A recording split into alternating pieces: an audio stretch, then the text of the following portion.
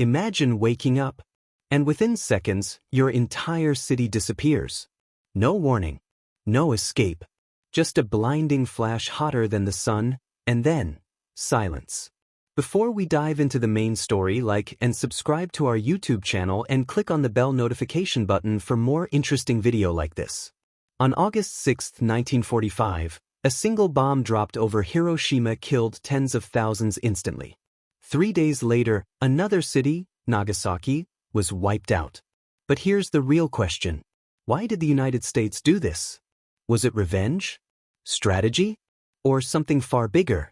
Because the truth is, this story didn't begin with Hiroshima. It began years earlier, with ambition, power, and one attack that changed the world forever. The root of the war, 1930s, rising tensions. To understand Hiroshima, you must understand Japan. In the early 20th century, Japan wasn't just a country, it was becoming an empire. It invaded China, took over territories in Asia, and aimed to dominate the Pacific. Meanwhile, the United States stood in the way. America had economic power, military strength, and influence in Asia. So when Japan expanded aggressively, the U.S. responded with sanctions and trade restrictions, especially cutting off oil, Japan's lifeline. This was a silent war. And Japan knew, if they didn't act fast, they would collapse. December 7, 1941. Without warning, Japanese planes attacked the U.S. naval base at Pearl Harbor. Battleships destroyed. Thousands killed. America shocked.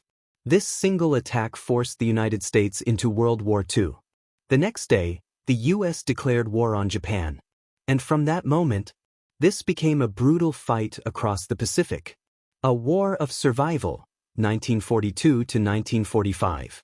This wasn't an ordinary war.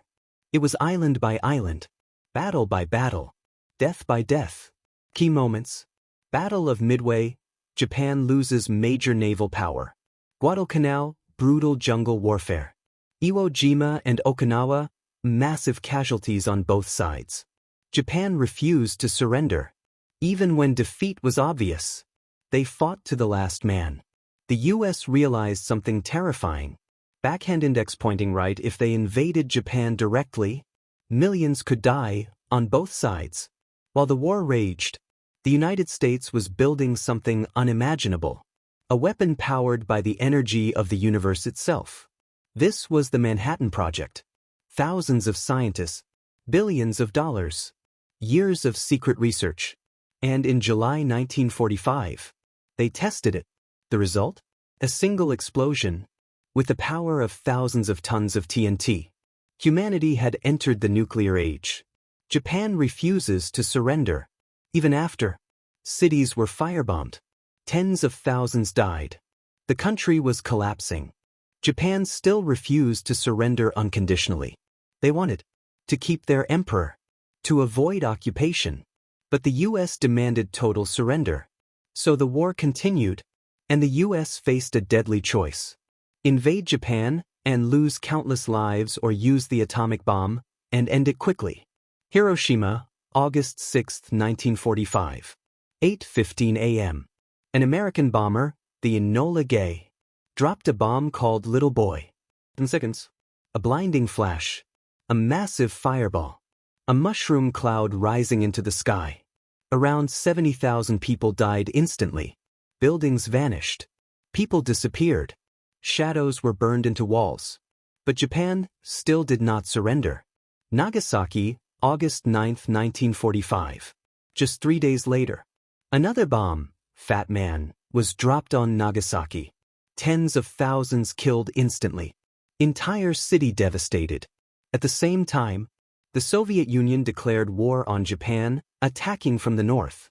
Now Japan faced total destruction from all sides. The decision wasn't simple.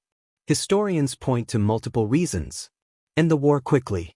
The U.S. wanted to avoid a deadly invasion that could cost millions of lives. Force Japan's surrender. Japan had refused to surrender despite massive destruction. Show power to the world, especially to the Soviet Union, sending a message of strength. Revenge for Pearl Harbor, emotional factor. While not official policy, public anger played a role. Finally, after Nagasaki and Soviet invasion, Japan surrendered. World War II ended. For the first time in history, nuclear weapons had been used in war. And the world would never be the same. The destruction didn't end with the explosion. Radiation sickness, long-term illnesses, generations affected. By the end of 1945, over 170,000 people had died from both bombings. And the psychological impact? Even deeper.